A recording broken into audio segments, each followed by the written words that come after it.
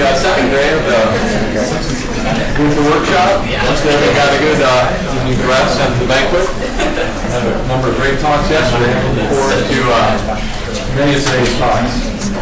So start off this morning with the keynote speaker, Elizabeth McCormack from Bryn Mawr College. And she is from Bryn Mawr College. She received her bachelor degrees in physics and astrophysics from Wellesley College. And that was in 1983, and got a PhD in physics from Yale University. Number of awards, and in 2005 she was elected to be fellow of the APS, American Physical Society. And in 2006, 2007 she served as the chair of the faculty there. In 2008 to 2011, and dean of the graduate studies at the college. So we're happy to have her here today to give a keynote address on the creation and deployment of computational learning modules in PHYS 21. Preparing physics students for 21st century careers. Thank you so much.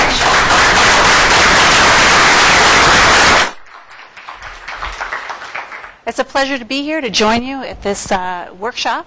I'm sure it's been a rich experience, not only learning some optics in the context of optics, but also today understanding more about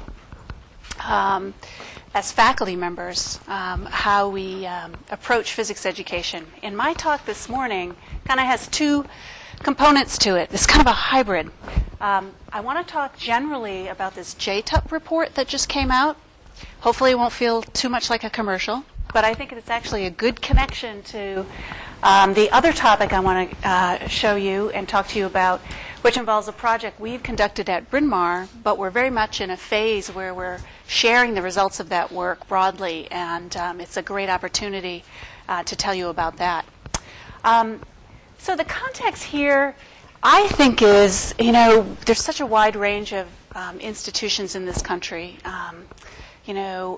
really well-resourced, like University of Arizona, Research One universities, public universities, liberal arts colleges. And we're really in a time and age where there's a lot of different factors affecting that enterprise. And when it comes down to educating students in the physical sciences, and in particular in physics, we're feeling a lot of pressures. There's really changing demographics of what our students are coming in from high school with. There's different pressures from families and public interest groups around kind of return on investment of spending those tuition dollars. So that's kind of the broad context of this first topic I'll talk about, PHYS 21, preparing physics students for the 21st century. So you may have heard of the Joint Task Force on Undergraduate Physics Programs. It's kind of been around for a couple decades, and they kind of take up different projects. So most recently, the American Physical Society and the American Association of Physics Teachers commissioned a report on what skills and knowledge should the next generation of undergraduate physics degree holders possess to be well prepared for a diverse set of careers. The context here being, while physics undergraduates typically are very successful at finding employment, attending graduate school, the landscape of the kinds of jobs available and the challenge of helping students translate how their physics degree matches those employment opportunities has become more clear to many of us. And also it's become clear, changing demographics and interest levels of students to do different things with a physics degree. And so they commissioned this report to learn what we could about these issues and then make some recommendations. So let's get started by kind of recapping what we learned about what physics graduates are doing. And we're really talking about our students that are leaving with their undergraduate degree in physics. So it might be surprising to find that typically about 7,500 people graduate with a bachelor's degree in physics. There's only about 350 people that are hired into academic jobs, like being faculty members. And then overall, 5% of all bachelors eventually end up as physics profs. And for me, this was kind of like, wow, I had no idea the numbers were so dramatic. There's a way in which I understand how we've shaped our curriculum to support students' ability to go to graduate school. But this is even more starkly reminds me that many of our students will not be going to graduate school for a PhD in physics in order to become an academic research scientist. So what we learned was 61% of the bachelor degree earners end up working in the private sector. And only 35% of physics PhD holders end up working in faculty jobs at four-year institutions. So the message here is there's a huge cohort of students sitting in our physics classes and getting physics majors who are headed off to very different work environments than the ones we as faculty experienced. That, coupled with this amazing trend, the number of physics majors has doubled in the past 15 years. This is kind of in parallel with the number of young people choosing to study science, technology, engineering, and math.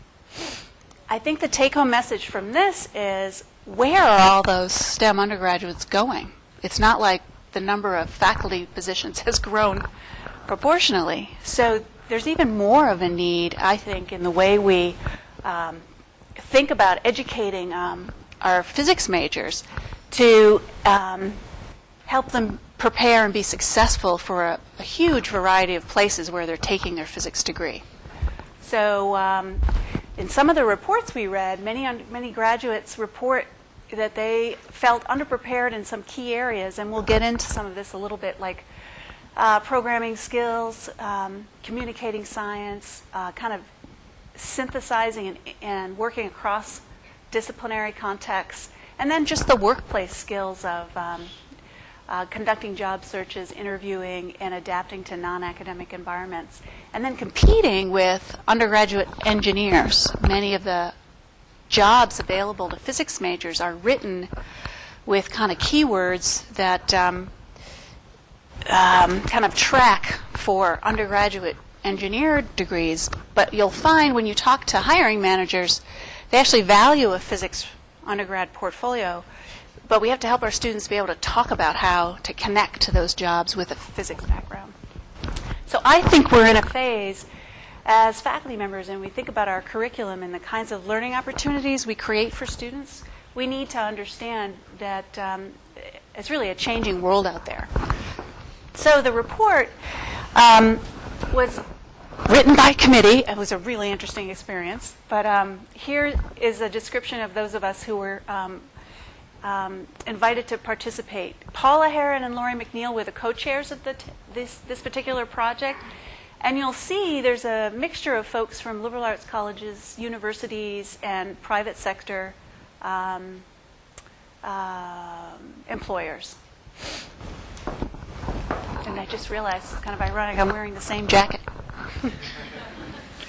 We were wonderfully assisted by Professional Society Liaison, Ted, Renee, Beth Cunningham, and Robert Hilborn. Some of you may know Bob Hilborn from the original spin-up report that the task force did maybe over a decade ago. So quickly, we did kind of a read of the landscape by looking at reports from other disciplines, other professional associations, industry. There's a Career Pathways Project report the AIP did. I highly recommend looking at that. And then we actually commissioned 2 new studies in order to inform the report. And I'll talk a little bit about the findings from that. And the other, some other sources is we consulted with different kind of experts in the field. And there's a list there of different folks we interacted with as we gathered information. So I don't want to spend a lot of time on the details, but I thought you might be interested in getting some of the information that's kind of direct feedback from students. And I'm going to refer to you the full report to get a lot of the details, because you could talk about this for hours, but this is the report. So what do employers want? A lot of this is not going to be surprising, and I think the thing to keep in mind here is we're not trying to turn physics departments into vocational training. I think it's the idea of, in order to help students connect their physics learning and skill building with needs in the workplace. As faculty, we need to understand that language and ways to make those connections as well. And I think we'll find in a physics curriculum, the reason students are so successful in finding work is because those connections are really there. I think it's about bringing them out and being kind of explicit about it. So working well in teams, writing and speaking well, being able to really break down a problem into parts and work towards solutions, understanding a global context for some of the work being done in the marketplace now, bringing out the innovative and creative aspects of being a scientist and knowing how to talk about that, translating knowledge and skills to new settings. You'll see a lot of them are interested in programmatic skills and comfort with statistics and other kind of applied math, ethics and integrity, soft skills, we like to call them, the ability to sell or influence others. I mean, to me, this is another form of communication, being able to make arguments and convince people and bring people along, in other words, lead people. Planning, organizing, and prioritizing work. Of course, many of you have experienced research or projects in a physics context know that you're getting that kind of work. So what do recent graduates say that are out there in the workplace? So this is based on the project we commissioned. And she asked graduates she interviewed what they learned and what they wished they had learned. What did you learn that prepared you? What topics in physics were relevant in kind of the jobs they were getting with just a bachelor's degree?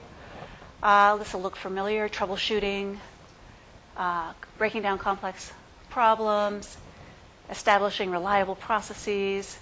And a lot of the applied work is in E&M, optics, mechanics. Other things that help, they thought internships, teaching experiences, quote, I have a lot of children in my company, I need to teach them things. Programming and computing, teamwork. And there's a quote from a student there.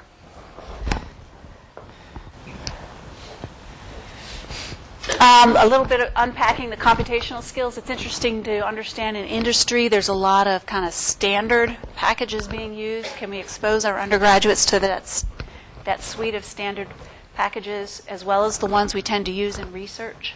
So these are some of the ones that were highlighted by the interviewees. And this was the feedback that motivated the project we undertook at Bryn Mawr. So finally, some other things.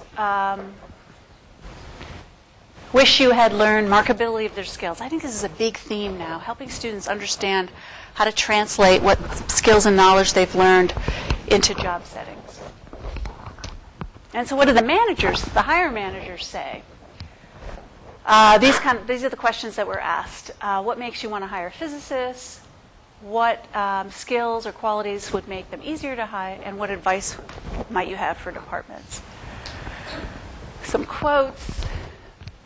I think the takeaway here is most hiring managers see physicists as prepared pretty broadly, and so very trainable in a specific work context, whereas some, for example, for comparison, engineers are trained fairly specifically in a track, whether it's EE or something. So there's the opportunity for a physicist who wants to work right away after college to sell that breadth of preparation.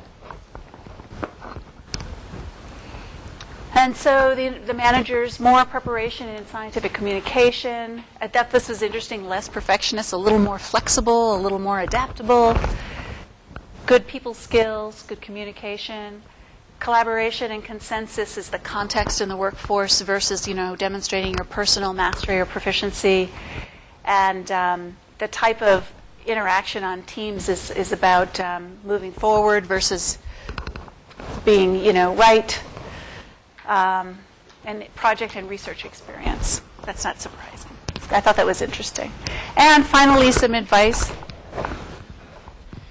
Helping them understand valuable skills, being involved in research. And it's interesting, teaching opportunities is a way in which you can develop skills to explain science to folks that may not have the training you have, and that's why the teaching opportunities are valuable. And having some experience in industry to know what the environment's going to be like. So the other thing that's in the report are some case studies. And from the case studies, we were able to pull out what some specific schools that have focused on this issue, what are they doing? How are they meeting these challenges? And I'm going to go through these kind of quickly and jump to the conclusion, which summarizes the common elements. These institutions have been able to kind of leverage the processes that are happening around assessment at their universities already and apply it to this problem. So they've really adopted a culture of continuous improvement by getting to know their students and getting feedback from their alumni about what has been helpful to them in pursuing a variety of different careers. And they've taken advantage of the reports, physics education research, and leverage that in their curriculum. And, you know, they have a culture where they're supporting students in a variety of interests and career trajectories, not just the academic research career. So the report concludes with these kind of 6 takeaway messages. And you'll see computational analysis experiences highlighted, opportunities to do internships beyond REUs in applied research settings, and help to connect what they're learning to connecting the physics content and innovation to the workplace. So I'll conclude this section by just saying the full report actually kind of lays out a view of the changing landscape, which I tried to hint at. It makes a case for departments to take up this kind of work, why it's important to do it. And then we tried to glean what kind of knowledge, skills, and attitudes students pursuing such a wide variety of careers need to get in their undergraduate program. So we lay out example sets of learning goals. And then we talk a little bit about strategies to meet those learning goals and courses, curriculum, research, thesis requirements, tracks, activities. Some sense we lay out some ideas for departments to think about. We have a section on programmatic change. How do you actually motivate and get support for these activities? And then finally, there's a couple sections on what professional societies and funding agencies can do to support this work. So that's the full report. You can download the PDF at compadre.org, JTUC. And it's got a really nice executive summary if you don't have time for the whole thing, or see if it's really relevant to your department and your context. But I encourage you to take a look at it. I really learned a lot by participating, and I was it's a little bit like making a movie, right? You're doing all the shots, and then it goes away to the editing booth, and then it's finally produced, and you're like, wow, it came out so much better than I thought it would. Yeah. So that was a learning experience for me, writing by committee. All right, so I think I'll transition to telling you about our project at Bryn Mawr. And hopefully the connection's clear. We were really energized by a survey we did with our alumni, asking alumni who were 5 years out what they were doing and thinking back to the curriculum, a whole bunch of questions. But one of them was, what could we do better? And a main theme that emerged was a more structured, coherent, kind of intentional exposure to computational techniques and computational physics and programming skills. Like many of you, our department's a little strapped for resources. We can't really just hire another faculty member and offer 3 courses, and so we needed to come up with a more creative way, and I think a more integrated way to embed in our curriculum the building of those skills, and to do it in a way that's repetitive, because this type of skill set is really one that does build, and it's one that needs to be practiced. So we were successful in applying and getting a grant to help us do this project, which I'll describe. So our goals were to improve student learning of computer programming and algorithmic thinking. We wanted to minimize the staffing demands and the impact on time to degree. We wanted to integrate this kind of skill building with physics content knowledge. And in the context of the funding agency, we also wanted to look at, because we're a women's college, what kind of components could we introduce into this instruction that would support inclusive learning of underrepresented groups in STEM. And then finally, one of our goals was to improve the persistence and success of students who choose to come into the major. So we began with a course, but our idea, which I'll describe, was to not offer a course. The downsides of a single course, there are ups and downsides of it, is it just happens once in a student's career. It tends to happen later, and maybe not before students can most make use of it, and there isn't this opportunity to keep practicing. So what we wanted to do is build a set of online modules that would be successfully sequenced, and ultimately students could go through on their own. But we thought what we do is offer a course with their draft modules and use the students to help us iterate them and improve them. So we began with a course. The modules use a combination of online and classroom instruction. And essentially, we're learning programming skills, but they're applied to physics problems. I'll show you a module. They have exercises to provide practice. They have exercises to demonstrate mastery. We've got components that are in the modules that I would say implement best practice around inclusivity and culturally sensitive type classrooms. And then there's a little bit of a flip going on. The students would look at the modules and attempt them, and then in class they'd be doing programming in community together. And then the idea then was, once we built those modules, rather than have it be just this, Physics 350 computational physics, we would take the different levels and embed them throughout the 4 years of the degree, and then the students would make an e-portfolio, and in our senior capstone they would review that e-portfolio of computational skill building, and they could take those programs and those notebooks they created, and they would be a resource to show employers or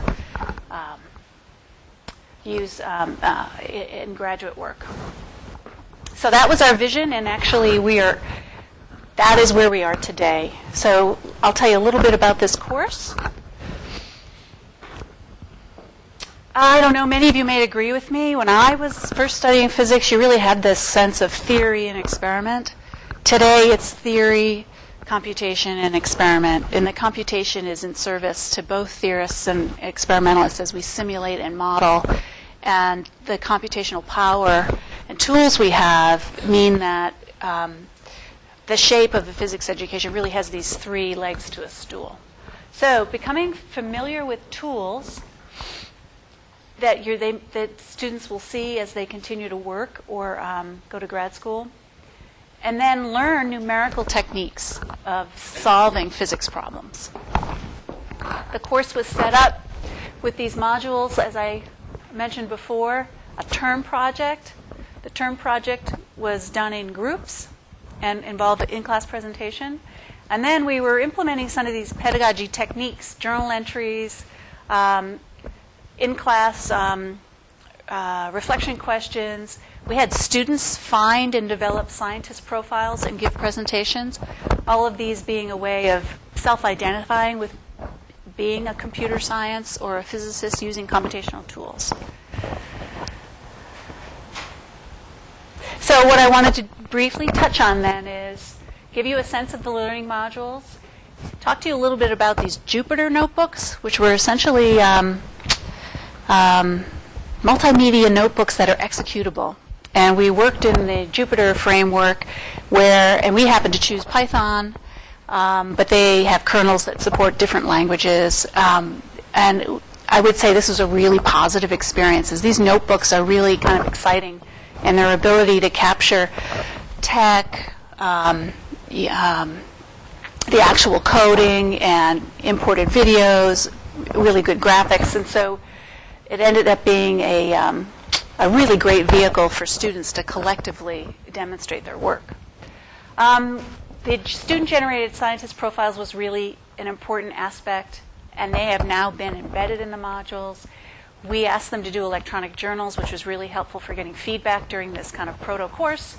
And, of course, we had them build e-portfolios.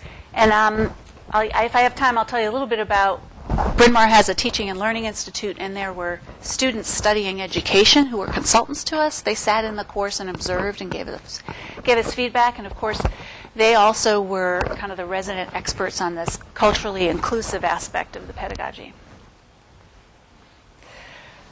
So the modules include,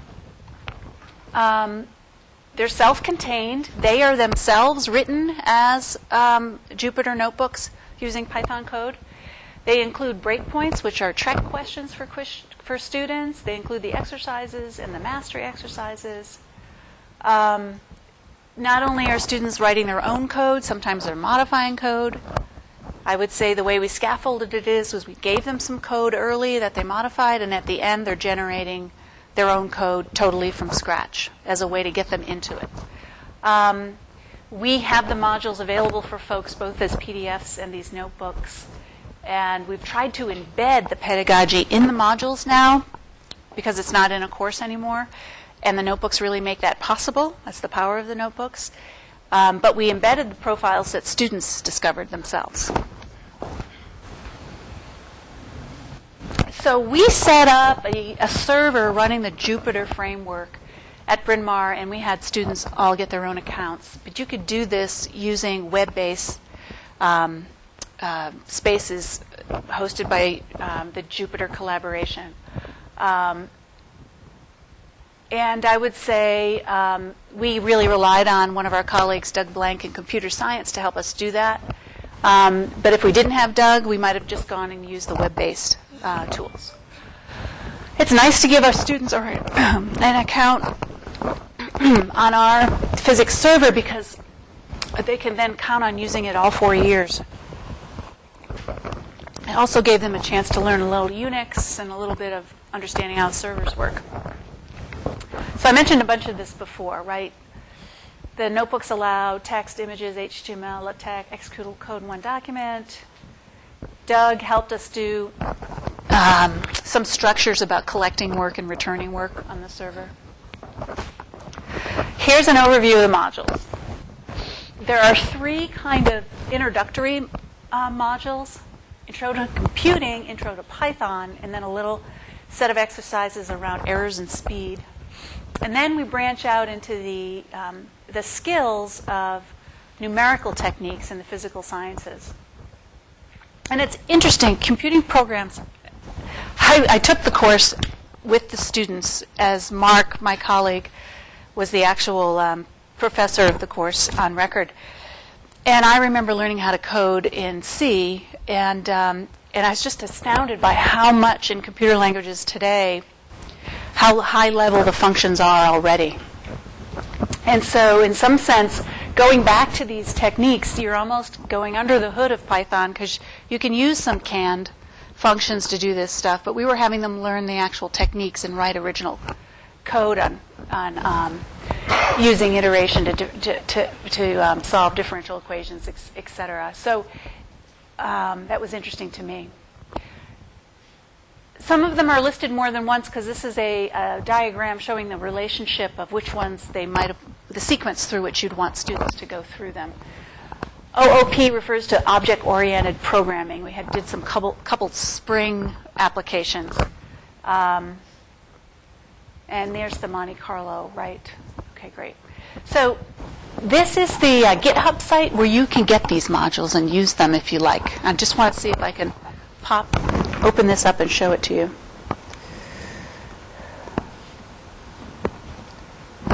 We have time to look at one maybe. Folks familiar with GitHub? It's a great place to share software and iterate on it. And This is our site, and you'll see this folder has a PowerPoint slide on these inclusive pedagogy practices, if folks are interested in what we learned about that aspect of it. Oh, it didn't work. Oh, how come it didn't work?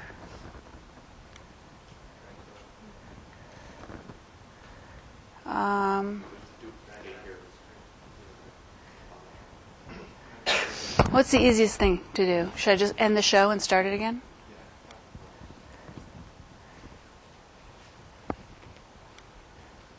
There we go. Okay. So if you're interested in the pedagogy, there's a nice workshop. It covers, stereotype, threat, implicit bias. Many of the things we know are barriers to learning for students. It's a really nice resource, and that was part of our project. But the notebooks, here they are copied in PDFs, and here they are in terms of their Jupyter Notebook codes. There they are. What I'm going to show you is, I'll go back up here. Here's the README file on the project. But you can go down to this launch binder. Folks familiar with this? This was new to me. There's a set of servers that GitHub has, and you can actually take some space on them and run these notebooks on those right from the GitHub site. So as I do this, I have opened the indexes here, and I'm going to go down and show you one of these. I'll show you the computational module 02 errors and speed. And you can see we're in a browser where you can go ahead and execute these notebooks. And these are notebooks. These are cells. You can see I'm in the first cell. It's a markdown cell. As I go into this, there's a little orientation.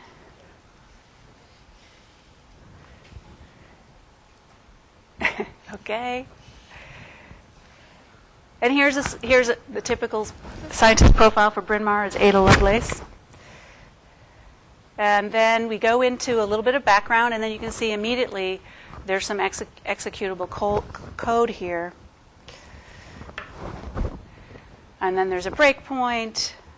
Folks, this is very simple, but you can see the structure of the notebooks here.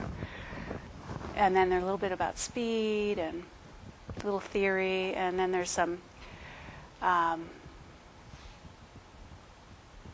more background. And then there's some exercises I just wanted to, that students would be working on. And when we did the course, they would be working on those exercises right in the class. And now we have them embedded as assignments. And it's interesting, what we've discovered is the embedding is most useful to attach them to lab sections. I really experienced this kind of culture of learning computing skills. It's really rich when you do it with others. You're always hopping on, stack.com, just type in, I don't know how to do this. You're asking your classmates, and there's really a very energized kind of community around learning code. And I thought it was amazing how students, at least our students, were so much more comfortable failing, asking for help, getting it right, getting it wrong, than they are in a theory course where they have this sense that I have to sit down here and figure this out on my own and work through it, and much less judgmental about the learning process and whether they knew it already or not. So I think there's a really interesting kind of something there about the culture of learning programming skills. So one of the challenges here's an exercise, for example. One of the challenges about taking these modules and placing them throughout the curriculum is how do you create that energy and that communal learning? So we found it works best in lab settings, and most of our courses have labs attached to them. And we're going to actually take a sophomore lab and have it be the kickoff to these modules, and then the rest of them will be done in the labs or recitation sessions attached to theory courses and advanced labs. But that part of this project we're still kind of beta testing. Yeah. Tried doing the launch in the intro lab, and there's too many things going on for first-year students for them to spend the time and immerse themselves. And that it takes to kind of launch this. But as they're sophomores, they're now committed to a major in physics, and I think they're 1 year more intellectually mature. They've had some math, college-level math under the belt. So for our students anyway, I think it's going to be better to launch this as sophomores. All right, let's go back to the PowerPoint slide.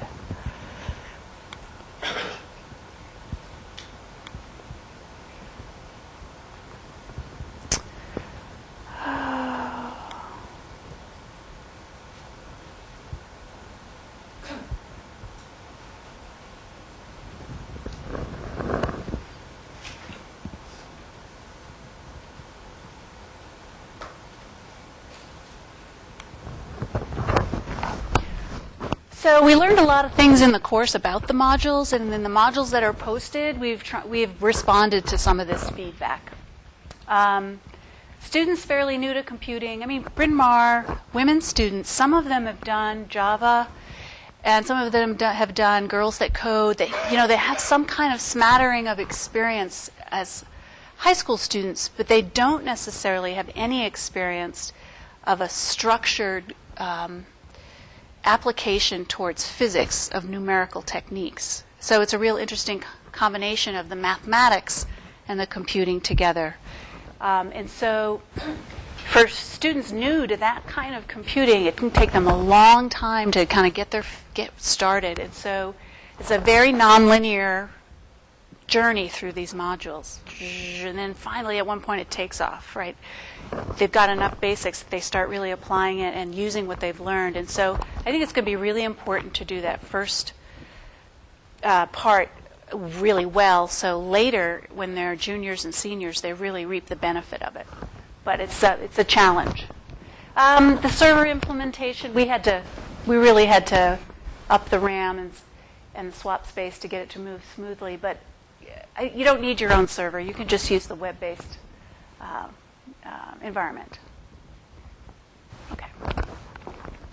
A little bit about the term projects. This gets to some of these professional skill building aspects. Not only are they learning programming skills, which are going to be useful, but working as teams on these projects, negotiating, choosing a project, negotiating who's going to do what, and then preparing a presentation.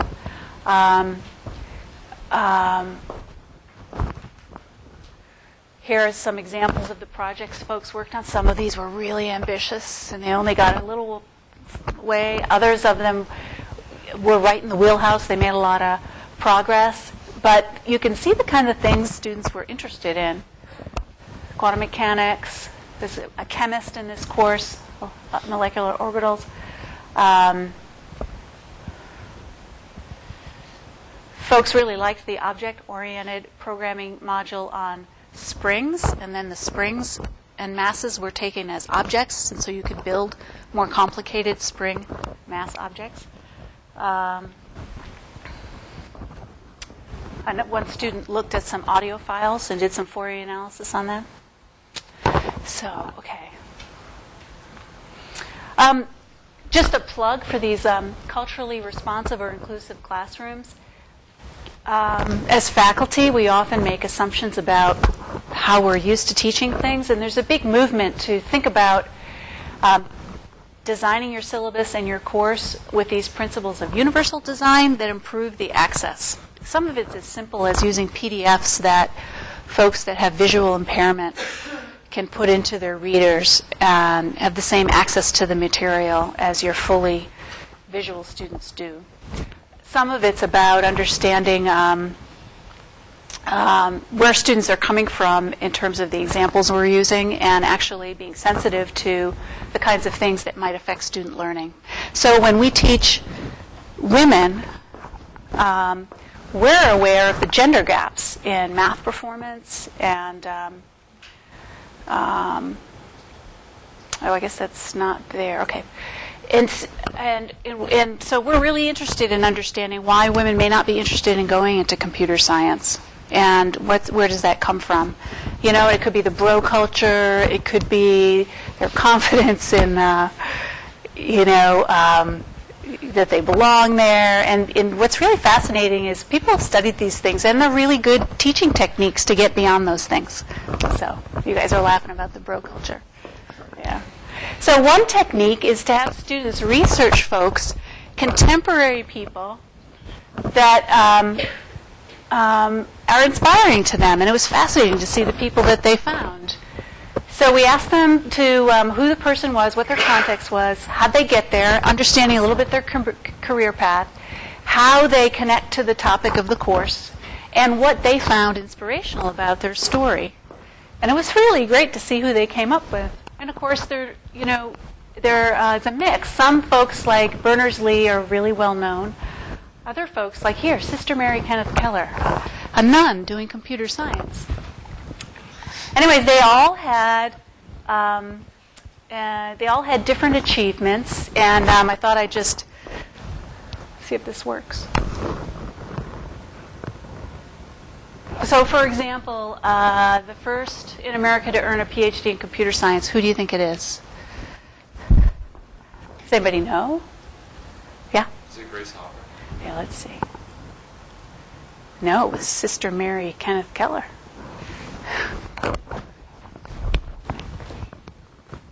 Oh, Grace didn't show up. Grace is there too. Great. So here's another example.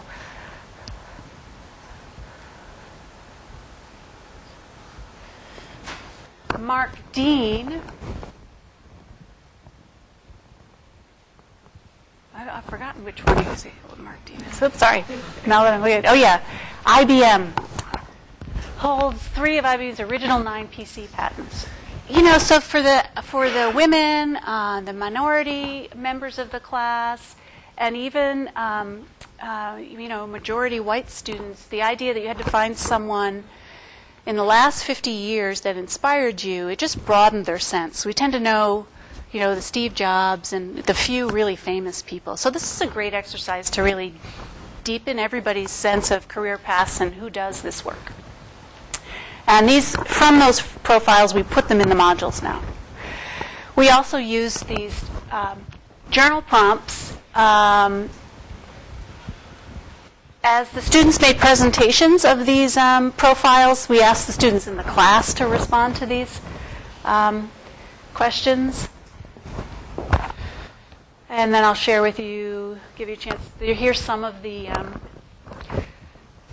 reflections we got from listening to those profiles. And this gives us some insight into how students value or not value the exercises we tried, right?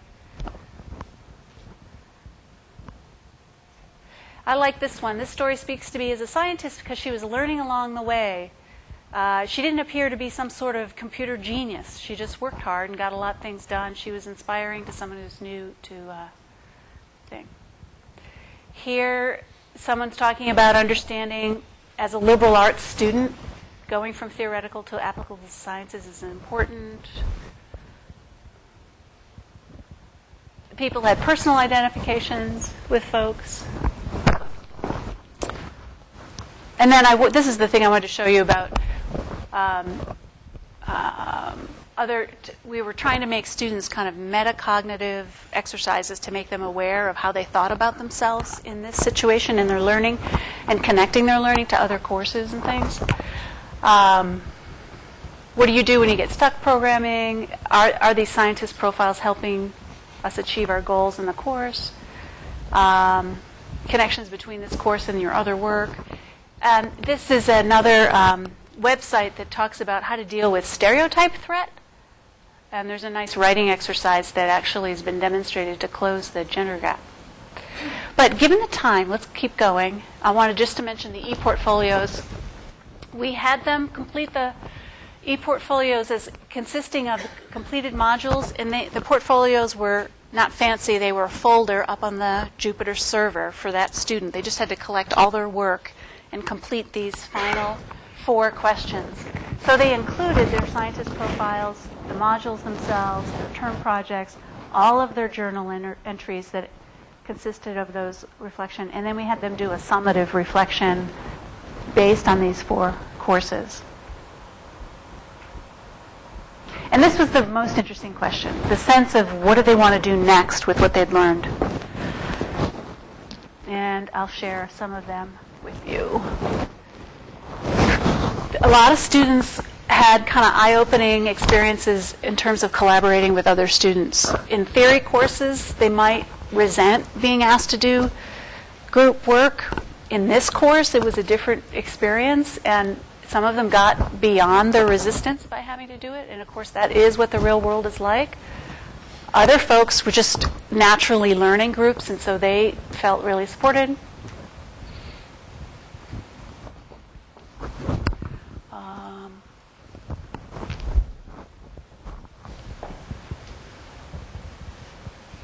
Some students really loved the multiple opportunities to present.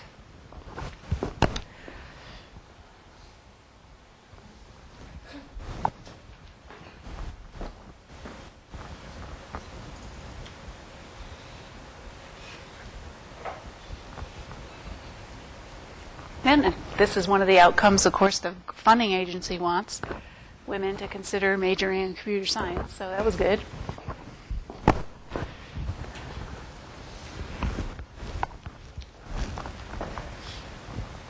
I like this one.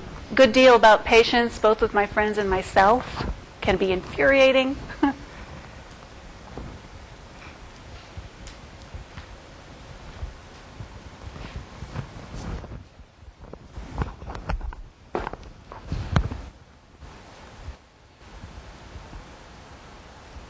And then we got feedback from students of additional things, like many of them wanted to do more creative things.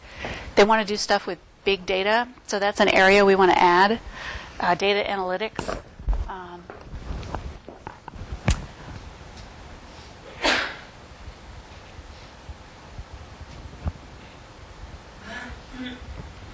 Okay, so we're almost done, the second to last slide. So one of the implications when we did this in the course is we had to understand the group and peer learning aspect and how to recreate that if we distributed it throughout the curriculum. It's a great place to teach students LaTeX. There was a desire for more creative outlets and big data techniques, and it seemed clear the presentation opportunities and feedback from that was valuable to the students.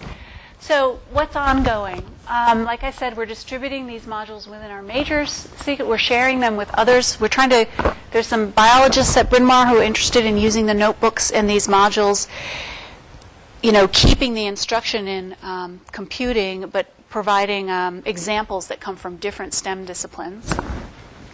And we're really interested in sharing the modules with others through our GitHub site.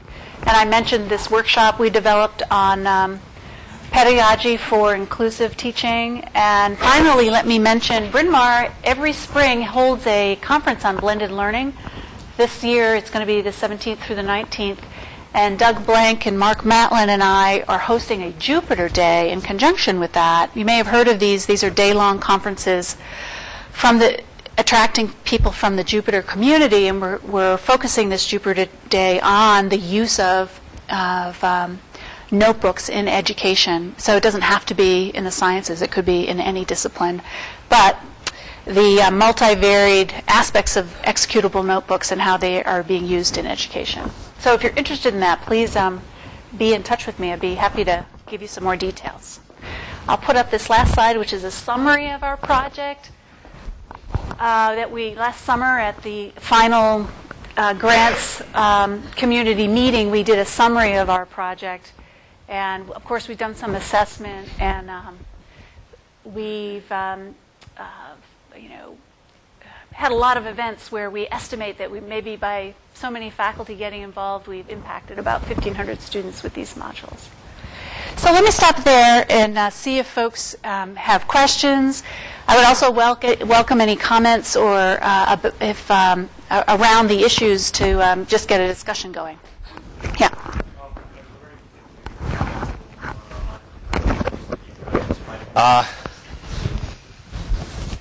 So thank you to the folks from University of Arizona for running this workshop and inviting us, providing funding. It makes it really easy to say yes, of course. I'll take a break from the Ohio weather and come visit Arizona. So my name is James Clemens. I'm an associate professor at Miami in physics. My background is theoretical quantum optics. I want to use this talk as an advertisement for Miami. So Arizona's bringing you all here because they'd like you to apply and go to grad school at Arizona, perhaps. And so this is not aimed so much at the students, because you should all go to Arizona. All right? But for the faculty, maybe you have some students who either aren't quite sure they want to commit to a PhD in physics, or their background isn't as strong, but they want to continue. Well, we have a master's program at Miami University. We don't have a PhD. We're one of the few physics departments in the country that has a terminal master's program. And so I just want to sort of, the first part of this talk, give an overview about Miami and the optics that goes on at Miami. And then with whatever time is left, I will talk about some of my research a little bit. All right. So there's a picture of Miami's campus. That's not what it looks like today, but a few months ago. Okay, so Miami's in Ohio. That's the first thing you need to know.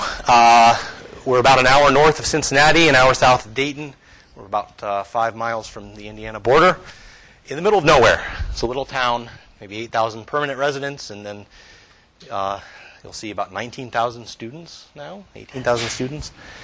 Established in 1809, so fairly old university.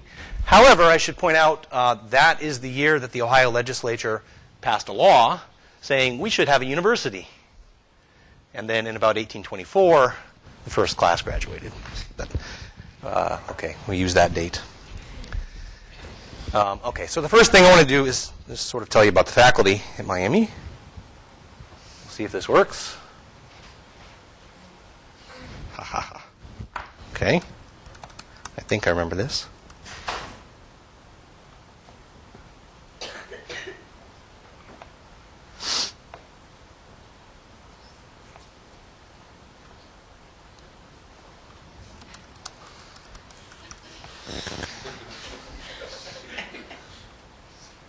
Oops. There we go.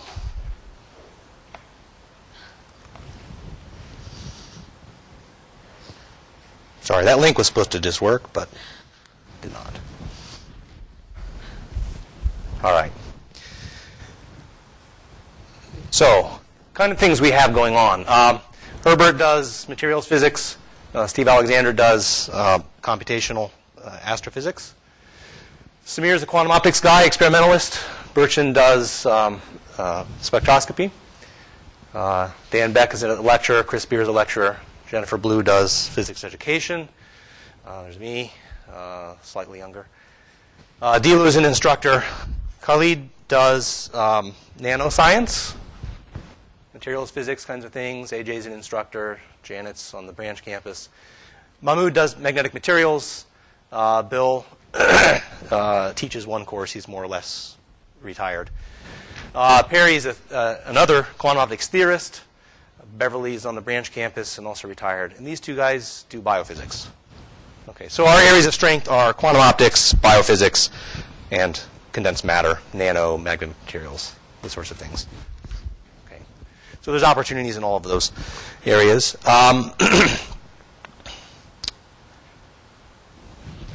Okay, I had to look this number up. We're at 17,000 undergrads and 2,400 grad students. That number has gone up quite a bit. I always think of Miami as about 15,000 total students. However, faculty numbers have not gone up. So anyway, we have about 100 physics majors, 21 master's students currently. So it's so we have like we have 11 or 12 tenured track faculty members who are research active. We have some instructors. It's a good sized department. It's not huge, right? It's not as big as Arizona, but it's not tiny either. So we can actually offer a wide range of courses and have 10 students in the course or something, 12 students in the course.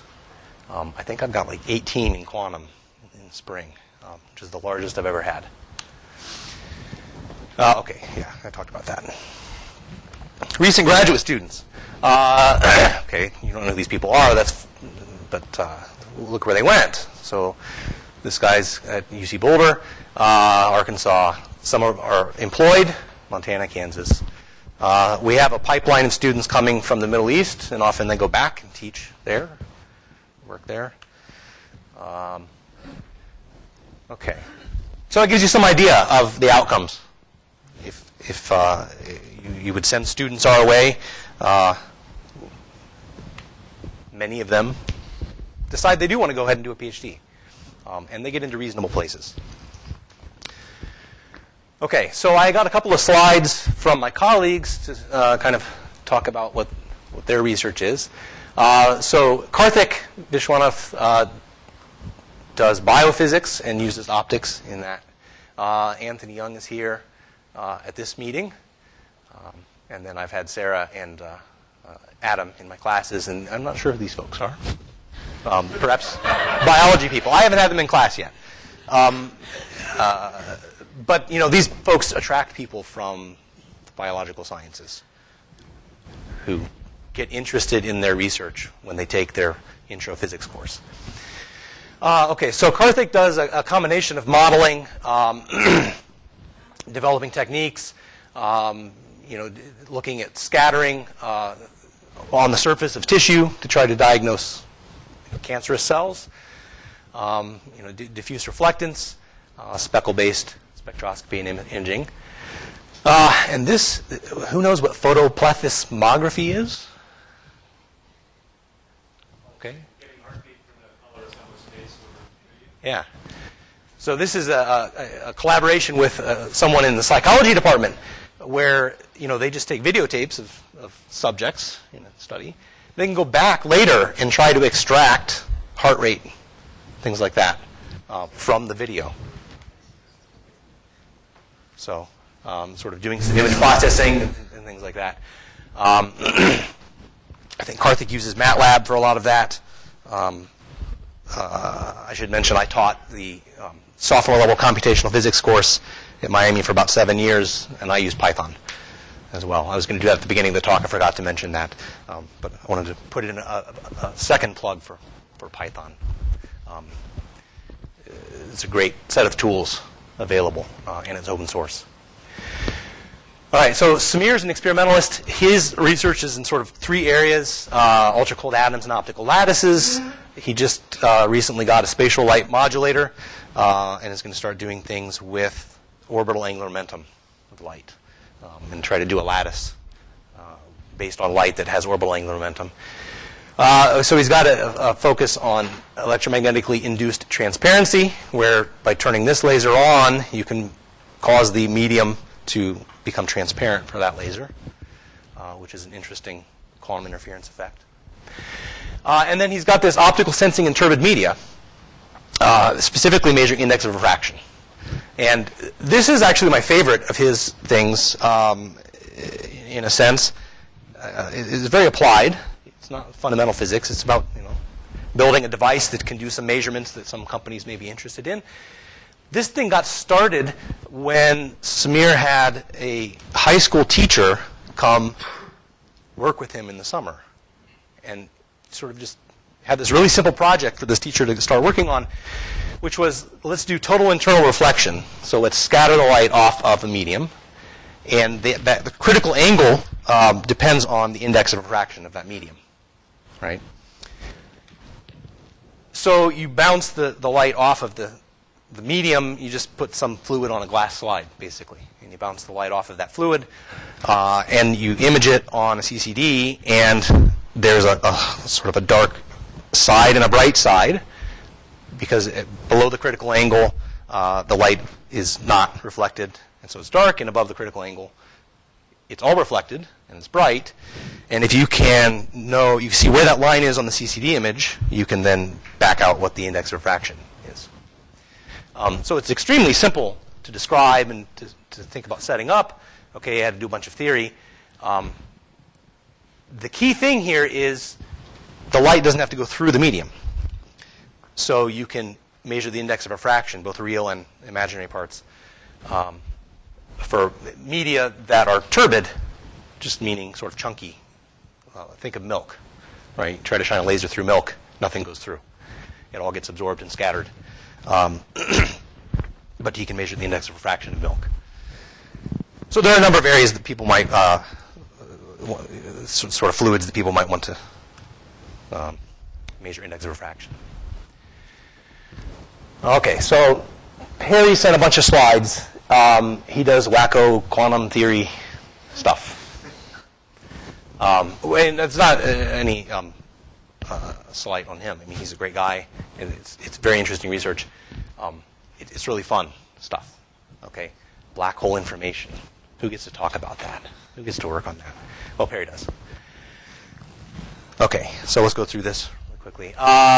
So he's looking at connections between chaos, entropy, fidelity, entanglement, non-classical fields. We want to look at quantum things, and then looking at implementations with hardware. Although he's a theorist, not an experimentalist. He's not doing the implementations.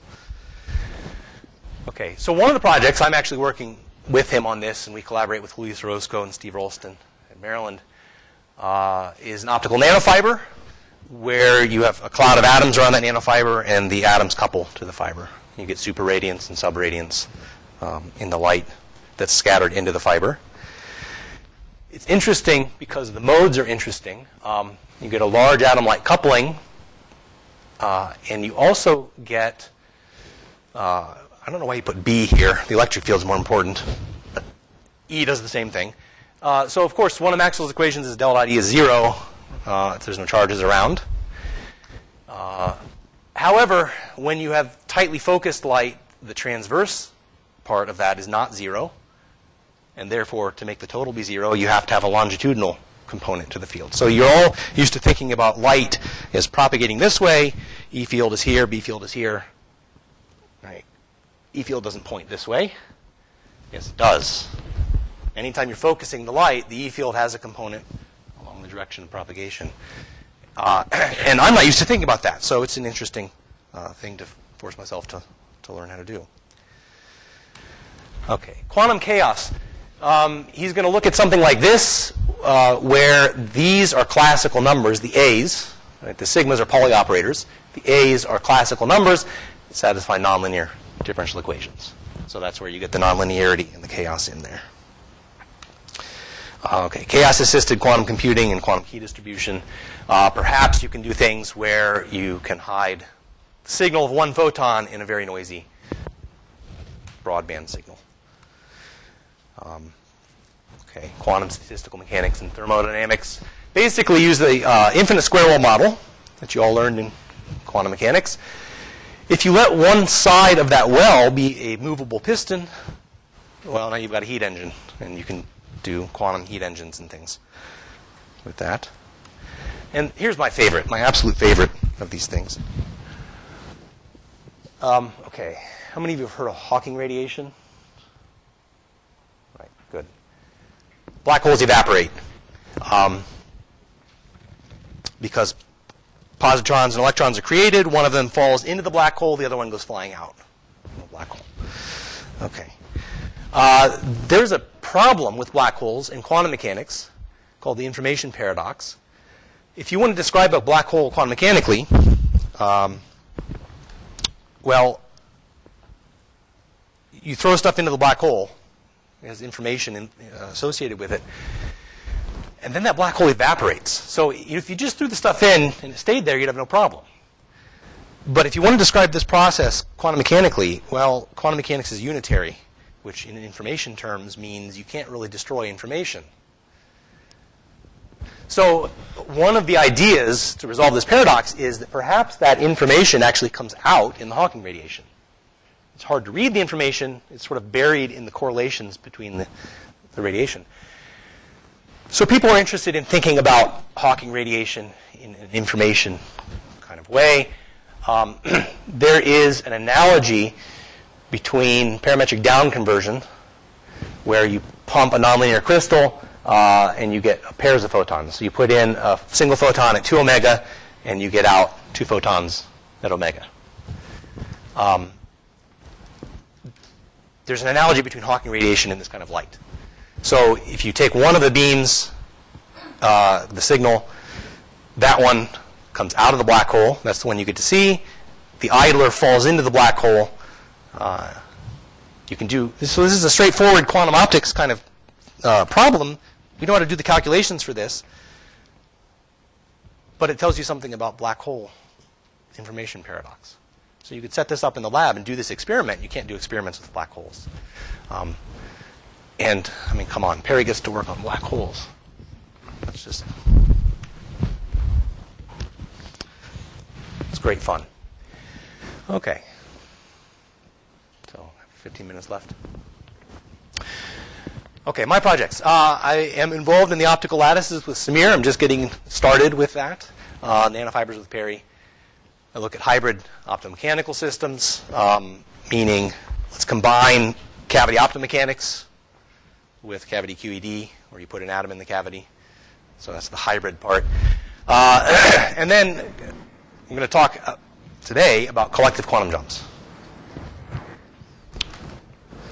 Specifically, suppression and, I should say, suppression and recovery of collective quantum jumps.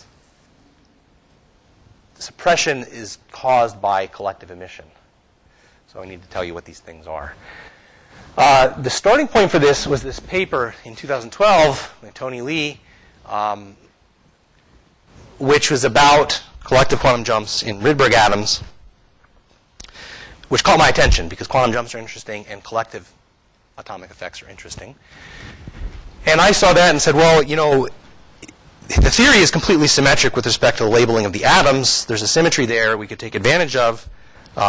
If I treat the spontaneous emission collectively as well, I could treat thousands of atoms instead of 16 like they did. And wouldn't that be cool to get collective jumps of thousands of atoms? So I had my students work on this, and they did they put it in the computer, did the calculation, and got no jumps at all. And so then it became a question of, well, why did the jumps go away? How can we understand that? Okay, so I'll tell you about quantum jumps a little bit, Rydberg blockade, the mean field theory, collective emission, and then the results of our two-channel model. Okay, Rydberg atoms, first of all. The thing you need to know here is a Rydberg atom is a high principal quantum number, like n equals 50 or something. The radius of an atom scales as n squared. So if n equals 50, it's 2,500 times the radius of a hydrogen atom. So that electron is just way, way out there, orbiting the nucleus. The reason that matters here is when you excite that atom, the electron's way out there, nucleus is here, that's a dipole. And the dipole moment is charge times separation. Okay, so the separation's really large, you get a large dipole moment, and two Rydberg atoms then have two dipoles that are interacting, and they're large dipoles, so they interact strongly. In this theory, I'm just going to treat them as two-level atoms. You get an excited state and a ground state. And I'm not going to worry about any of the details of, you know, is this, what kind of atom is it, and exactly what level is it, and how do you excite it. I'm a theorist. So it's just E, excited state, and it's a Rydberg state. Okay, quantum jumps. The first place you see quantum jumps is the Bohr model of hydrogen. You all know this model, right? You get discrete energy levels, and when the atom makes a transition, it just discontinuously jumps from one level to another level. It does so by either absorbing or emitting a photon with the right energy, in other words, the right wavelength.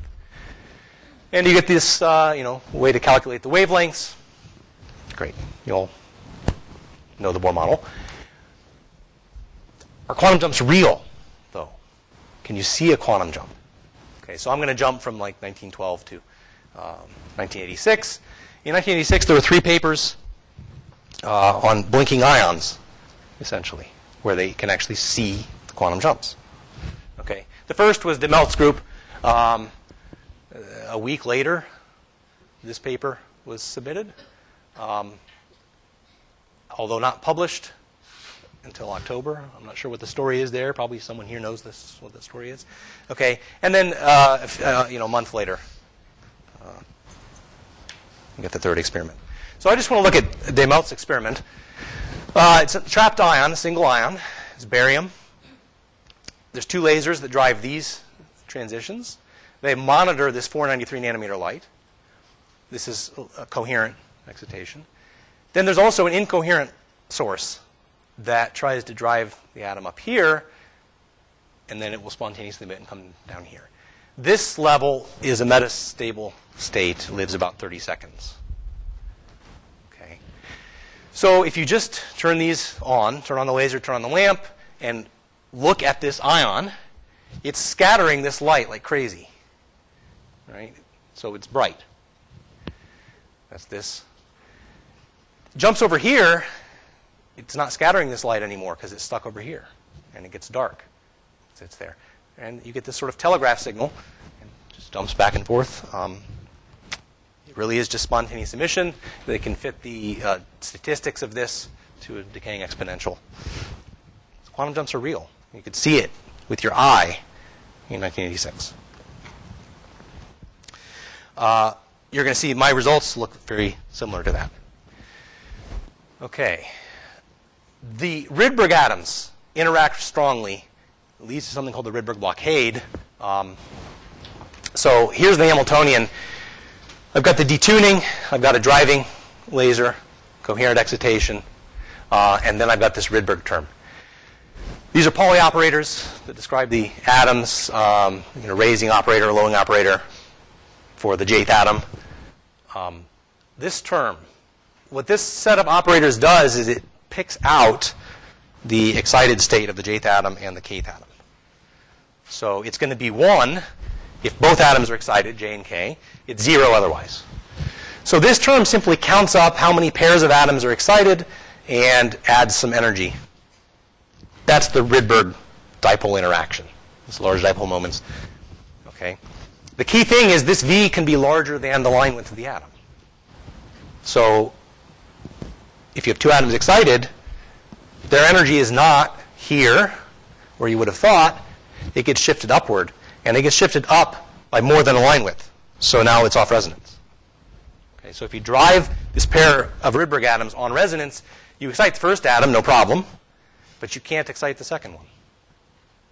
And then that same thing extends for multiple atoms. Okay. However, if you drive off resonance by the right amount, you can get a 2-photon resonance that gets you up there. Right? So now you don't excite the first level so efficiently because you're not on resonance there, but you are on resonance to excite 2 atoms. I'm going to take that idea and apply it to 16 atoms. This blockade radius, the interaction, is long range enough that it's sort of like a 5-micron radius where the blockade works. So if you excite one Rydberg atom within like a 5-micron radius, you can't excite the second one if you're driving on resonance.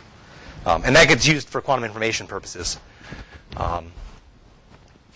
Okay, so I'm going to add independent spontaneous emission to this. Assume the state factorizes because it's the only thing we can really do. I can't really solve the state for 16 atoms.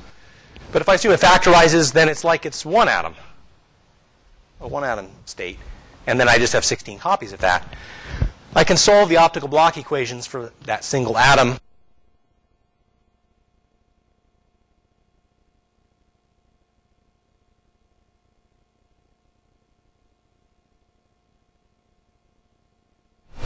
Depends on the probability for the atom to be excited. Okay. Now this is the probability for the neighboring atom to be excited. That affects this atom.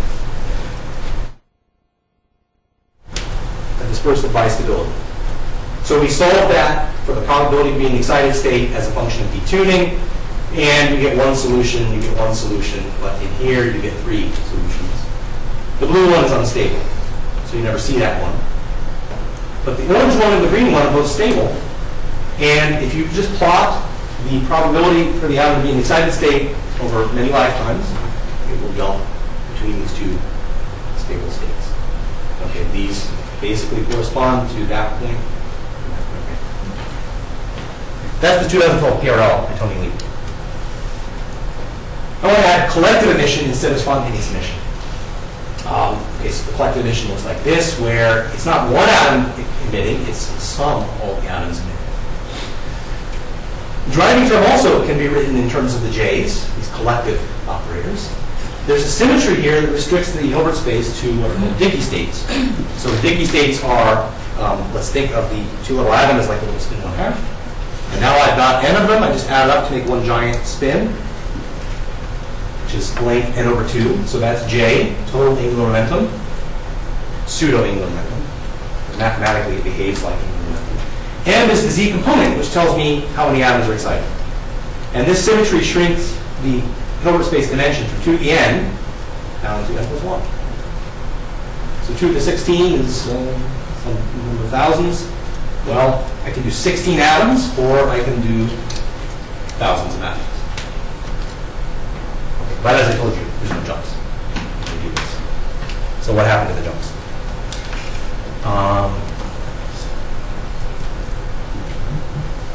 The only thing I should mention here is when you use these Dickey states, you actually get enhanced emission rates. It's called super ratings,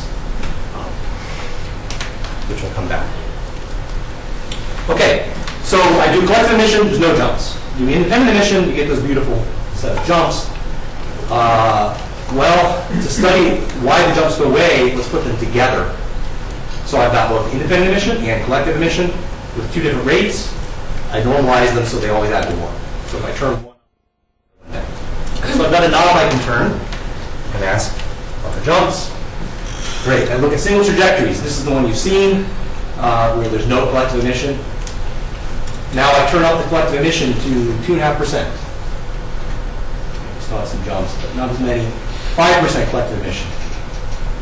Less jumps. Okay. This tiny amount of collective emission is making the jumps go away. And okay, I'm looking at single trajectories here. We can also do a sort of histogram over many trajectories. What I'm doing here is simply asking, sort of sampling the trajectory and asking, just bidding up the value, the excited state probability at every time step. Okay, so mostly you're in this lower excited state, but you have some probability to be in this upper stable state, right? That's the jumping up, up and down. However, when I turn on, these should be gamma i's. I mislabeled these. So this is completely independent emission, and then slightly more collective. As you go down, you can see that the histogram shifts to the lower branch.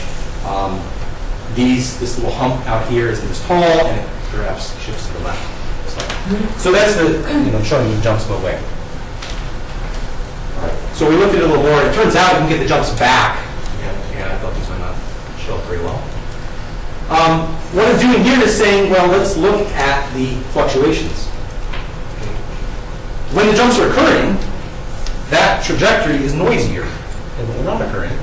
So let's look at many different detunings and calculate, well, we use a G2 to do this, but all you need to know for this purpose is it's just a way to calculate how noisy is the trajectory. And what you see, if there's no collective emission, all independent emission, you get this little jump in there. That's right at the detuning where the bistability is. So we can use this G2 to diagnose where the bistability is as we increase the collective emission rate. And two things happen. This region, this transition region, shifts to the left, to lower detunings, and it also kind of smears out. You can see it's not as sharp. However, that's telling me that the reason that the jumps went away when I turned on the collective emission is I'm not at the right detuning anymore. This whole thing shifted away from me. So I'm having detuning where the system is not bistable anymore. So if it's not bistable, it's not going to have two states to jump between. So I can recover the jumps if I go to the right detuning. When it's 5% collective emission, I have to go to a detuning of 3.1. That's in atomic length. See, I got the jumps back. 10% collective emission. If you go to the right detuning, you can still get jumps.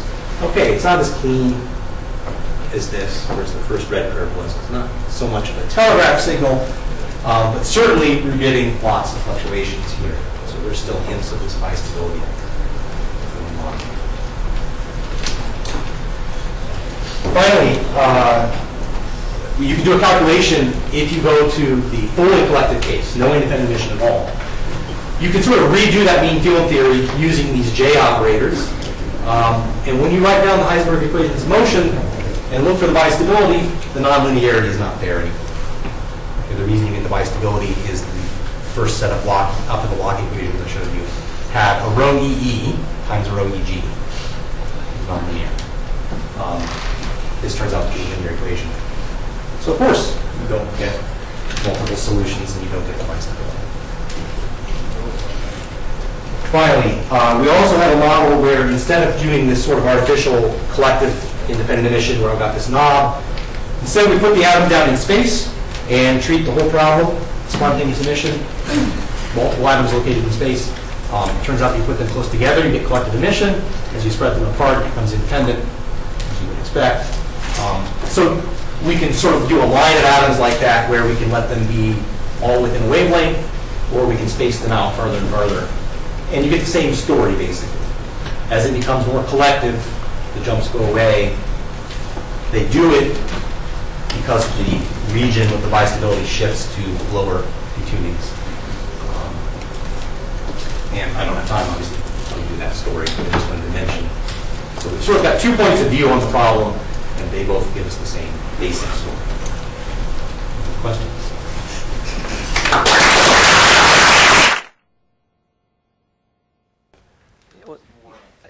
I'll try to be a little quick. Okay, well, we were going to have, so we have 30 minutes slots with speakers. We were going to have a coffee break.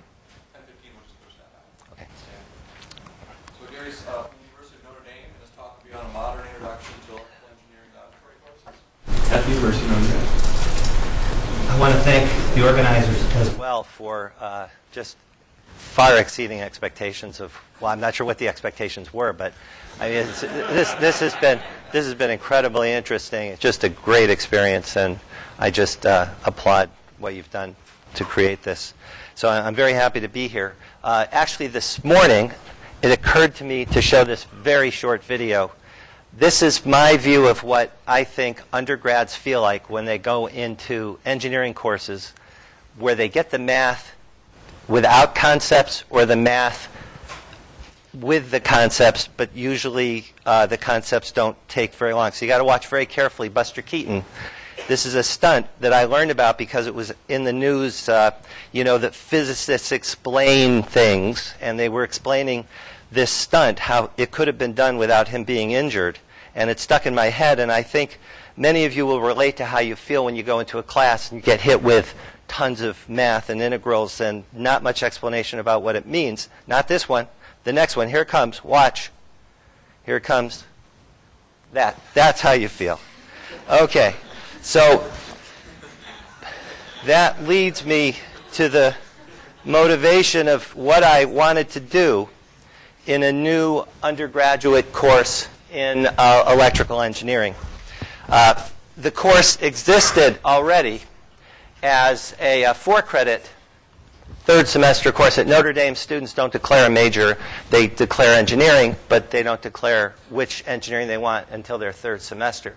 So the third semester for us is the first that the students have decided they're going to be electrical engineers. So the previous Introduction to Electrical Engineering course was a circuits course, Norton and Thevenin, and Kirchhoff's current laws, and loops and nodes, and all that stuff. And I think everybody understood that that wasn't quite what an introduction to electrical engineering was. So I volunteered to create an entirely new course, and I spent a year developing the course. And then it was taught once to a couple of the students in the room. Then I just finished teaching it again. So, 13 weeks is a semester. I got 2 of the 4 credits. We couldn't increase the number of credits. So we split the course. I got 2 credits. I got the lab and 1 lecture. And then the circuits course remained as 2 credits. But that continues in the spring semester so that they can make up whatever circuit stuff they didn't quite get to and then move things around within the entire semester. So the students don't get hurt in any real way by missing out on maybe a few nuances of circuits. But I think that the addition of this broader introduction to electrical engineering, I hope, will be valuable to the students. I want to tell you about what we do now. So in 2015, there were 52 students in the class. our classes are rather small in electrical engineering. 26 EEs took it in 2015, but that went up to 41. I'd like to think that maybe word got out and it was good. I don't know. We don't know why the numbers went up. They tend to fluctuate. But it went up to 80 students because not only did we have the CPEGs that take the introductory computer engineering students take a lot of electrical engineering courses, but then we took on mechanical engineering courses, students who needed an elective, and students from St. Mary's College, which is a sister school across the street near Notre Dame. So this shows the lab, and it just so happens that that year that I was introducing the course, the decision was made to take all this money that had accrued for undergraduate labs and spend a lot of money all at once. This was the right occasion to do it when we were making this big change. We got all new furniture. The furniture is beautiful. And we got some very expensive new oscilloscopes, which it turns out I needed to do the lab. I just had no idea I was going to use all of the power of a 4-channel oscilloscope with current probes and fast Fourier transform analysis, frequency domain, all that stuff. I mean, I knew I wanted it, and that did play some role. But as time went on, I found I was using more of the capabilities of the equipment. So what was created was 9 chapters with lab activities, pre-lab assignments. It totals about 275 pages, and I am currently working with somebody to think about how this could be turned into a textbook. It's not easy because it's so tailored to the experiences that we do at Notre Dame with this equipment that I have to think about how I'm going to do that. But my starting assumption was that students are at different levels of experience. They walk in, some have never seen anything, and some have had years of high school and physics or whatever it is. And I decided that I would leave nothing unreviewed. I would assume that I have to teach to the student that's the most vulnerable, that would be the most have the most difficulty keeping up. So everything gets reviewed. Nothing, very little is taken for granted unless I know that everybody has had a course and I don't have to go over particular material. So we spent about $175,000 in new oscilloscopes. Now remember, we didn't just say, hey, let's spend $175,000. That was an account that had accrued for new equipment every year for more than 10 years, and the oscilloscopes were old and they were ready to be replaced. So we did that. We got great discounts from the company, and it all worked out really well. Plus, a lot of the equipment had to be built for this lab. Just as one example, I spent days, weeks, searching for a desktop 3-phase source, power supply. There's no desktop 3-phase supply. You can't get that. Everything's 120 volts, and I didn't want to deal with that. I wanted it to be 12 volts or whatever we could do on the benchtop, so we ended up building one. That's just an example. So this is a synopsis, an overview of the 10 weeks of students being in lab. Of course, there are more weeks than that, and there are other lectures that support this. Well, 1 week is an introduction to undergraduate research that I did. There's the introductory lecture and review lectures and things like that. So the 10 lab experiences are building an AM radio, soldering, that's week 1. I'll say much more about these things in a few minutes. Using the equipment on the bench, 3-phase power, frequency and time domains, radio transmission, Maxwell's equations, semiconductors, alternative energy, solar cells, signal processing, analog, digital to analog converters. Then that extends into 2 weeks because to me that's just the most fun. Let the students play with that more. And then the last one is about batteries and power supplies. So I had very specific course goals in mind when I first started this. There were things that I wanted to accomplish and things that I hoped would add value to the students just when they're coming into electrical engineering for the first time. The first most important thing is if they're not excited about what they're doing, then it just isn't going to be the same. There's not much point in spending your time in a major that you don't know why you're doing it or what the relevance is. So a lot of what I wrote in those many pages and chapters was background material and the importance and the societal impacts of things that electrical engineers do, how important the things are in each chapter and each topic. And this is the one that relates to the video. I wanted to introduce concepts before the heavy mathematics comes in later courses. I'm not suggesting that in later courses, when you first start to see Fourier integrals, that the professor isn't going to take time to explain it. But 10 minutes, 30 minutes, an hour and a half, that isn't enough. I wanted students to experience it firsthand, really get hands-on experience where they really felt that they understood the frequency domain, so that when they start to see the math, they instantly know what all that means as they're doing their assignments. And one other aspect of the frequency domain is that I tried to carry that through in all the labs after it was introduced. Wherever possible, what does the spectrum look like? Whatever you're doing in the time domain, let's look in the frequency domain, because we had the equipment to do that. It used to be the spectrum analyzers were expensive. You may all take it for granted now that they're really cheap. You just press a button on your computer or whatever and it pops up. But it didn't always used to be the case. It used to cost a lot of money. So now taking advantage of the fact that it's mathematically done in the oscilloscopes, it's really a PC disguised as an oscilloscope. So of course, the students needed to get hands-on lab experience. They needed to learn to use everything because they were going to take Electronics 1 and Electronics 2 and their senior design projects and all that stuff. This was the course where they learned what things are and how to use them. This is sort of the fun part for me, was filling in areas that usually aren't covered in traditional electrical engineering curricula. Nobody taught me about house wiring. Nobody ever taught me about light bulbs. I tell the students, I don't want you going home for winter break and your parents saying, oh, you're majoring in electrical engineering. What is an outlet anyway? And then you say, I don't know. I no clue. I wanted the students to feel empowered, that they knew valuable, everyday stuff, that they could be connected to the world around them and feel good about majoring in electrical engineering. So the last point is I wanted to provide a feeling of can-do as early in the curriculum as I could, so that the students would feel like, yeah, I did all these experiments. I know how to work the equipment. I understand a lot of things that I just see out there, like MP3 players, for example. I'll get to that soon. So what you're going to see are 2 slides on each of the 10 weeks. The first slide is more like the write-up and the material covered, and the second slide is what was in the lab. What did they do in the lab? So there are a lot of slides, and I'll try to go quickly.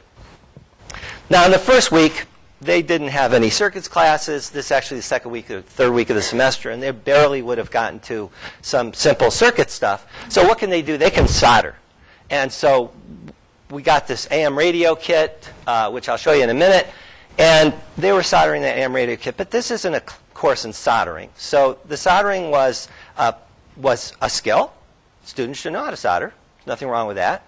But it isn't what it's about. So I turned it into what are the components that you're holding in your hands that you're putting in the board as you're soldering your radio. So it was an excuse to go over what's a resistor, potentiometer, capacitor, everything, speakers, diodes, ICs, and something about manufacturing with wave soldering and the whole, everything that they were going to experience while they did the soldering. Now, the radio is going to come back in a later lab, because we needed the radio to do a later lab. And I was really pleased to see how much pride and interest the students took in soldering their radios. They really got into it. And if it didn't work, they really cared. They wanted to know why didn't it work. And they got graded on how nice the solder joints were and whether their radio worked or not. And it was fun. So that was the first week. And then I warned everybody, don't lose your radios. You need them in Lab 5. So Lab 2 is probably the most mundane of all of them. It was a resistive voltage divider with a few variations of series and parallel resistors, because that's about where they were in the course. And I didn't want to lose them early. And it was just practice using the DC power supply, the digital multimeter, the function generator, and then they started to get introduced to the oscilloscope. Now that we have a function generator, well, there's a time-varying signal, you need the oscilloscope. And this is something that we bought that was an executive decision on my part, that we're going to need to measure currents. So let's get a current probe. They're not cheap. It's $1,500 a pop. And times 12 lab benches and an extra couple, that's a lot of money. But it makes things so fast when you want to know the current. You go clip, there it is. There's the current. You don't have to break the circuit, put an ammeter in, anything like that. So the current probe was very nice. We used it throughout the semester.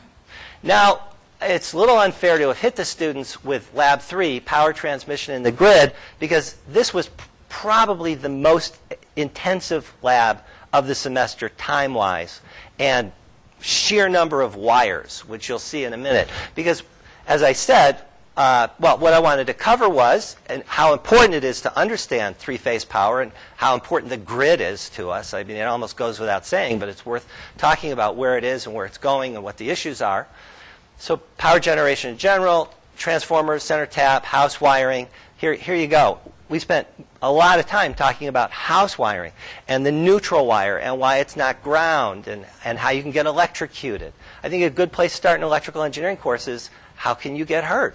So we talked a lot about safety and what's a ground fault interrupter, and then Y and delta and power correction, those kinds of things. So, I wanted them to go home and not hurt themselves, but understand what a plug is and what the breaker box is all about and what the ground fault interrupter is in the bathroom and all that stuff. So in the lab activity, the goal was to take our homemade three-phase generator and use transformers, because transformers are an important fundamental device to learn to know about, and build a model of the entire power grid. Step up, step down, three phases, run loads, put it in Ys and deltas, unbalance the load, add an inductor, throw off the power factor, all those things. And frankly, I could have spent many more hours and have them work many more hours in the lab, but I just keep cutting it back because it was just too long. But I think it's fun, and I think when the students are done, they can really have an appreciation of that whole power thing out there. And what better place to start than where do we get our electricity? It seems like a fundamental question. That was 12 volt three-phase power? Yeah. I think it's around 12 volts. Yeah. So, okay. So then Lab 4 is where getting into frequency domain. So introducing that as soon as possible. So time constant, starting off in the time domain, talking about frequency components, Fourier, and again, just using the terms, showing what a spectrum looks like, but they don't do a single integral. Nobody does an integral. We're not doing that in this course. I'm trying to get them so that they get the concepts in their head, and when they learn it for real in the next semester, wherever that gets introduced, they say, yeah, I saw this stuff. I did that lab. I understand these concepts. I understand what that integral is doing. Okay, so frequency spectrum analyzer, and we use a graphic equalizer shown here. It's a commercial graphic equalizer. A pretty nice 31-channel. It doesn't have to be stereo, but that's what I bought. And they can use that as a filter. Graphic equalizers make a pretty inexpensive. They're only a few $100s a copy, and they're good quality. And you can move the frequency spectrum around and look and see what it does to the time domain signal. And then you kind of get a sense that, yeah, the frequency components are actually related to how it looks in the time domain. For example, turning a square wave into a triangle wave by getting rid of the high frequencies. You can see it happening on the spectrum analyzer and see it happening in the time domain and compare the series that represents a square wave and a triangle wave, and literally change that mathematical function by changing the settings on the equalizer. So that's what we did. I'll move on. Oh, and then another theme of the course is music. Always music. If I can get an MP3 player in the room, get it on that bench top, they all have their MP3 players. They play whatever music they like to listen to. I walk around. I say, what are you listening to? Let's hear that. And then they do things with music. So this is the first chance where they get to use the filters and look at the spectrum on the oscilloscope and the spectrum analyzer and play around with frequencies and things like that. So we're at Lab 5, which is modulation, demodulation, bandwidth, radio transmission. Very elementary introduction to Maxwell's equations so that it doesn't scare them when they see it in their EMAG courses for the first time. We talk about spectrum. This is the closest to physics. Well, this and optical phenomena are the closest to physics going on in the lab. So we talk about the nature of radio waves, and then we talk about modulation and the spectrum that goes with modulation and bandwidth and different radio communications methods, and even crystal radios. And then we end with FM at like 1 hertz, watching the frequency change, like an accordion. So that's kind of fun to do. All right, then this is the lab 5, and this is what it looks like on the oscilloscope. See, this is a sine wave modulating a carrier wave, and they listen to it, and they transmit it literally from an antenna coming straight out of their function generator a few inches to their radio, and there's all kinds of things you can do with that. You can play your music on your radio. You're a radio station, and they can get the oscilloscope out, and they can probe it, and they can see where the signal's on their radio. They can look at the spectrum, the sidebands, both of the sine wave and the radio, and they can test their radio. What's the range that it tunes over? Things like that. So there's a lot you can do with transmitting radio waves. So now we get to lab 6. Everything is made of something. So electronic materials, semiconductors, and integrated circuits. And I do a survey of all these things. Metals, we've got to start with a metal. What's a wire? And then vacuum tubes. I try to put in a little historical context. I have reasons for doing that, which I'll get to in a few minutes. Basic things about semiconductors. They at least know, I hope, when the semester's over, what's meant by an electron and a hole and a band gap and a donor and an acceptor. So that sort of gives them a heads up about semiconductors courses when they take that. So they need to know about diodes, how that's a p-n junction, what an IV curve looks like, the significance of that. And then I introduce transistors by going through switches, solenoids, relays, and then the transistor. So they understand that it can be a switch and it can be an amplifier. So then they build, they learn a little bit about op amps, amplifiers, and clean rooms, and integrated circuits manufacturing.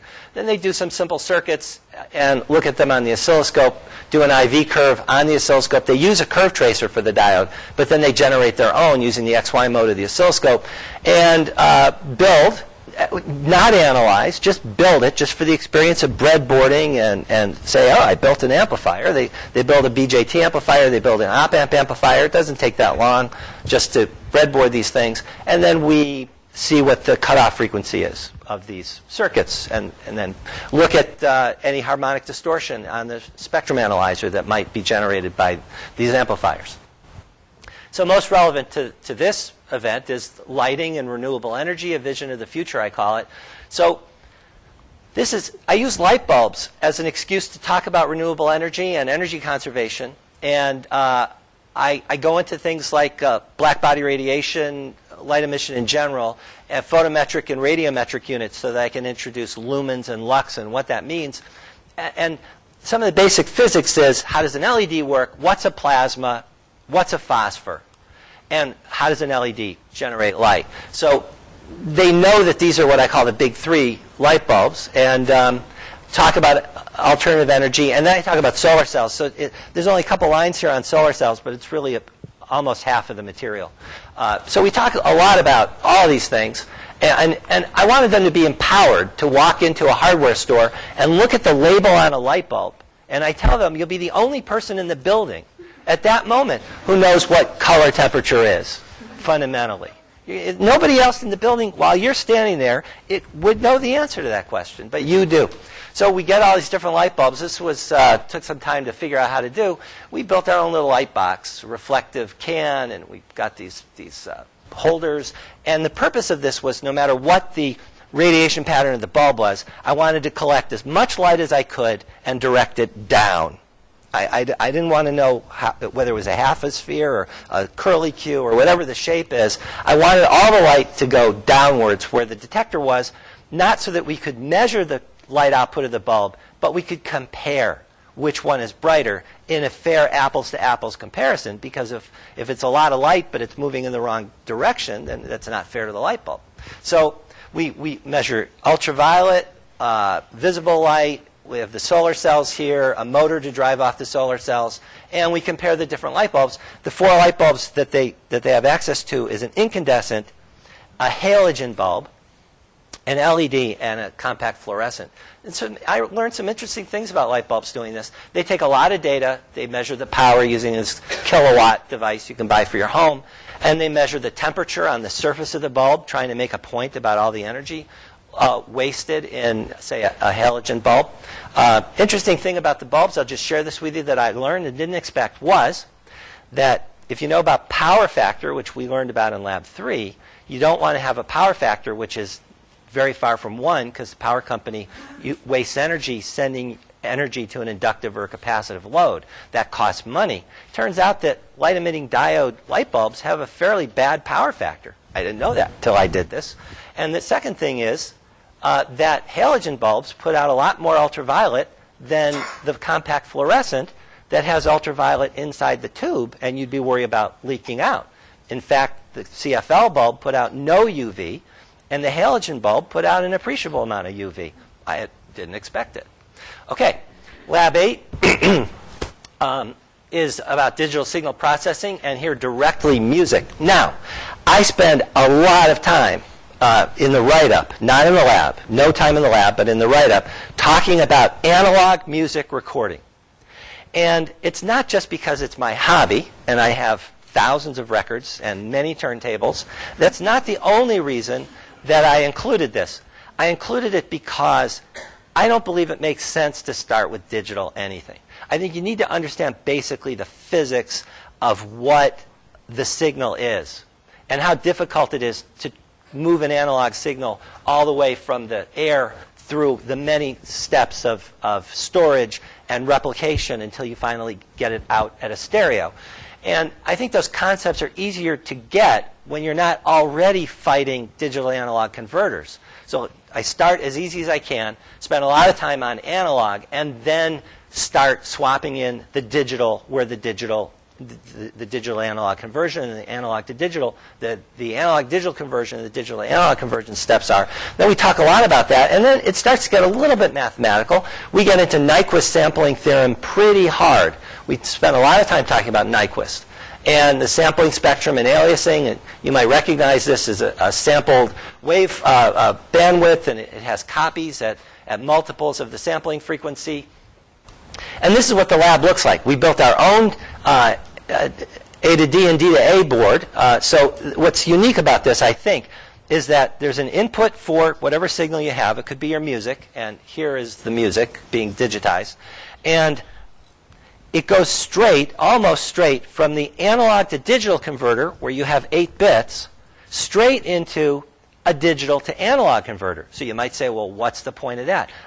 But there's a gap there. So you can get in, and you can watch the bits, and you can change the number of bits. And you can say, well, this is what music sounds like with 8 bits. What about 7 bits? What about 6 bits? What about 2 bits? And you can just play around with that and change the sampling frequency and look at the sampled signal, sample and hold output of the digital analog converter, see what the spectrum is when you've done sampling and aliasing and all that. And I thought that that was rich enough to give the students a break and say, you don't have to read another chapter this week. Just keep doing it next week. But I threw in another lecture. So the second lecture of Lab 8 is a deeper dive into sampling from a frequency domain perspective and a look ahead at signals and systems courses. Now, I'm not an optics person, but I do teach a course called Imaging for Nanotechnology. And I believe that these are all the same concepts. That what goes on with the lenses in Fourier optics is the same language as radio communications and all the other system stuff. So the only chance I get in the lab to talk about that is about 15 minutes of discussion about spatial frequency and aliasing in an image and aliasing in movies and those kinds of concepts. But it's really all the same stuff. And then I take a chance, go out on a limb, and say, we're going to learn about convolution and multiplication and convolution of frequency and time domain, the duality of that. And the students seem to do okay this semester. I formalized it this year, and I hadn't formalized it the first year. The last lab, batteries, energy storage, and power supplies. Batteries are another one of those examples. When do you get to learn about batteries in an electrical engineering course? So I thought, everybody interacts with batteries. Let's do something with it. But it's sort of an excuse to get into typical power supply circuits. Now, this is very typical of an introduction to electrical engineering circuits course. Everybody covers half-wave and full-wave rectifiers and capacitive filters. I thought, I really can't skip that. That's just too basic. But we can talk about how you get from the AC wall outlet to running all your DC stuff. And we do a lot with the batteries, actually. Besides going over some chemistry, electrochemistry in the lecture, we have a circuit here it's a recycled microprocessor lab that this replaced, actually. And it's a timer so that you can short circuit the battery for 100 milliseconds. I don't want anybody measuring a battery short circuit by going, what does that say? Because the battery's dead. That's the end of the battery. But 100 milliseconds, the battery lasts the whole week. Some got even used the second semester. So by pressing a button and shorting the battery for 100 milliseconds and capturing that on the oscilloscope, which is another skill, how you capture signals on an oscilloscope, we got to look at the short circuit current and back out the internal resistance of the batteries and compare the current that you can get out of a D cell and a C cell and a 9-volt cell. Some of these batteries can put out, for a very short time, 15 amps. I'm not sure how many of you actually knew that. So a AA battery can, a AA battery can put out 10 amps for 100 milliseconds. I wouldn't want it to do it for very long, but they die pretty quickly. So a lot of stuff with the oscilloscope. Okay, and to finish up, this is just at the very beginning stages. As a matter of fact, I just saw this data for the first time a few days ago. So Carrie Myers has a PhD in engineering education, and she helped me put a survey together at the beginning of the semester. And then the students took the same survey at the beginning and the end. And these are some of the results. So I asked some simple questions that pertain to the material. And the number that got it correct at the beginning is this. And then at the end, the ones that got it correct, I wish it had been 100%, but it wasn't. At any rate, but that looks pretty good. And then don't know was an answer on the survey. And these are the number of don't knows starting out. So in many areas, I'm not telling you what the questions are. They're all related to the course material. But I thought they were fundamental questions. And so clearly, I'm getting the students from a point of not knowing about the world around them in terms of electrical engineering to a point where they have a sense of what electrical engineering is and what the world around them is from an electrical engineering standpoint. So that's basically it. We're in the process of evaluating all these metrics, working on a textbook. I would be interested during the break or any other time to know your thoughts and suggestions and maybe learn what other intro courses are like at your universities if you've had a course like that. So thank you very much.